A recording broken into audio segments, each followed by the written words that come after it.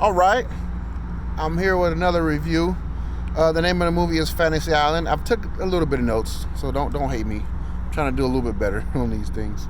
It's starring Michael Pena, which is the only reason I wanted to watch this movie. An actress named Lucy Hale, and of course, I had to point him out, Jimmy O Yang.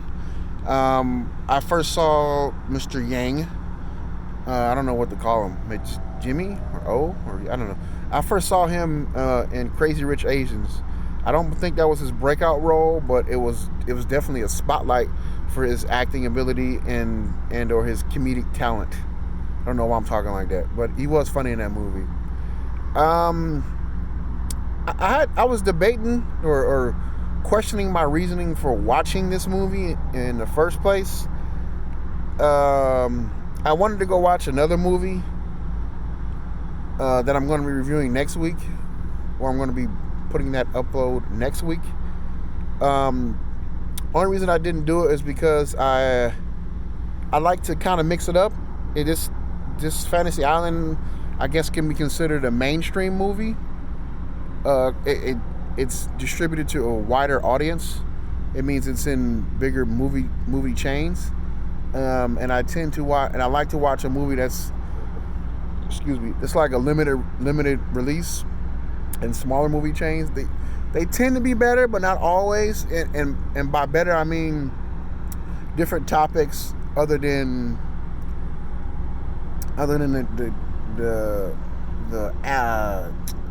tidal wave of comic book stories that are being thrown at us as the consumers nowadays.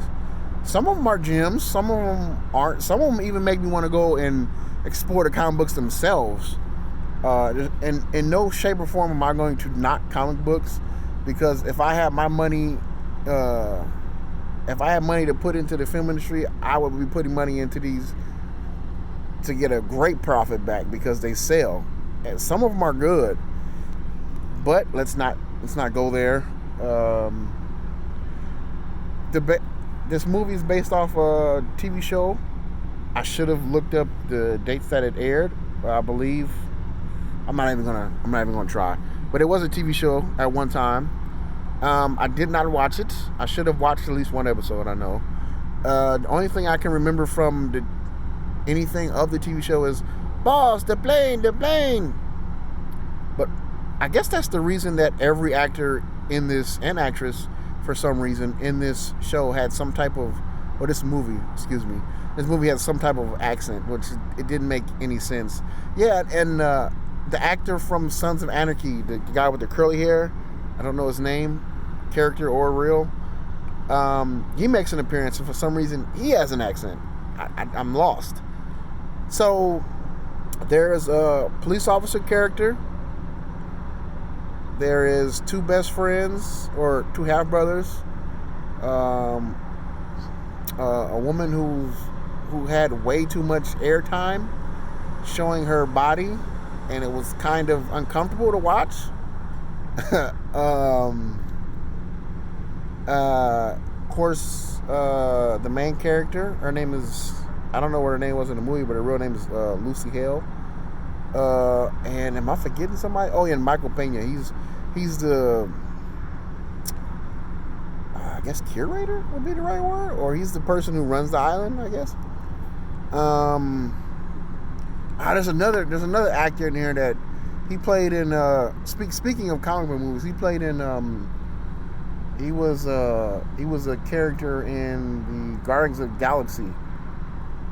But I know I've seen him in a ton of movies over the years, because I googled him and looked up his body of work, and he was in a lot of stuff that I saw, like Days of Thunder. That's a really old movie, but it's a good one. And a few others I can't really recall. But basically, Fantasy Island is a place where everybody can go and relive and live out one of their most desired fantasies. Come to find out, Michael Pena's character is only doing this so he can keep his most desired fantasy somewhat alive, or coming in and out, just to keep his wife alive. I like the fact that they had a lot of biracial couples in here. That's saying something. Um, uh, I'm trying to find something to say about it. I'm trying to do a little overview of it because I'm disappointed in this movie. For one, it's completely my fault. I decided to watch this movie on a Saturday, and I missed the matinee, so I wind up paying $12.50. Some people might be like, $12.50. That's a lot to watch a crappy movie. That is a lot to watch a crappy movie. And I'm not kidding. I don't know how many times I've said this before, but I'll probably say it 100 times after. Michael Pena is the only reason I watched this movie. He was in Fury with Brad Pitt and Shia LaBeouf, and I apologize, but the other actor plays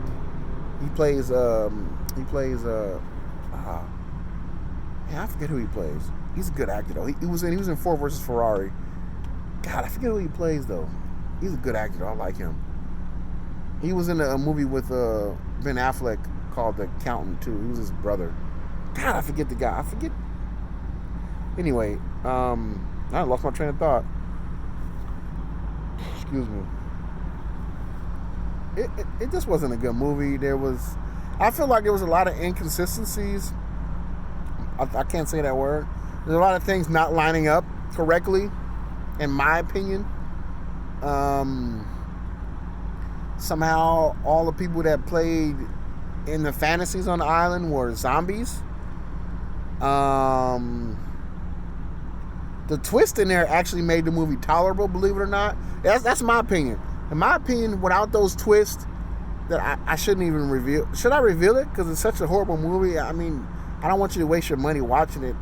So basically, everybody's brought there thinking they're just going to relive they're just going to live out their most desired fantasy. Then it's found out, no, they're all there because they're linked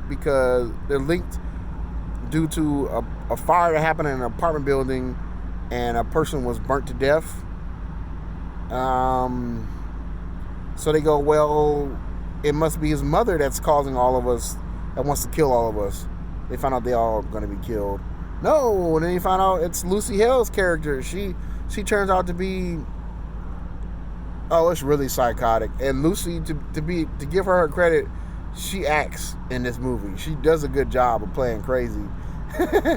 Because she literally didn't even go on one date with this guy, was about to go on a first date with him, and decides, after she finds out that he's died in an accident, basically, she decides that everybody that was, she picked random people. She picked his neighbor. The only person that would be at fault for possibly not being able to, not trying to save him, would be the police officer character. So just take it on him. But she's like, his neighbor, somebody who lives underneath him, and two random guys, and it's like none of these people are connected at all. They just happen to be in the same building. She's like, well, all you guys need to die. It's like, why? But I guess that's a nod to her lunacy, right? I don't know. It was all over the place. I mean, none of the jokes hit. I mean, they tried to put jokes in there because Jimmy O Yang is a comedian by trade, if I'm not mistaken, and I don't know if they fed him lines or he tried it on his own, but none of his jokes hit. None of them. And him and his half brother were broing out, and for some reason they made Jimmy O Yang's character homosexual, and he was like, yeah, he didn't sell that at all. Did I mention the bad accents? It was just a bad movie. Just Hollywood's letting me down. I shouldn't say all of Hollywood, but just whoever okayed this movie, just stop. You need to retire. Maybe you're senile. I don't know. This was horrible. Horrible movie. Now, I'm not gonna. The reason this is the reason I feel like this is real life now. Okay, this is the reason I feel that I'm too soft of a person, because as bad as this movie was, I feel bad. I don't feel good calling it bad, because I know people still worked hard on this film, if you can call it that. It's a horrible movie, but I know people put some type of effort into making this film try and pop, but it's a horrible movie. Don't waste your money. I'm going to give this the lowest possible score. Actually, no. That was downhill. This is second so far in this year.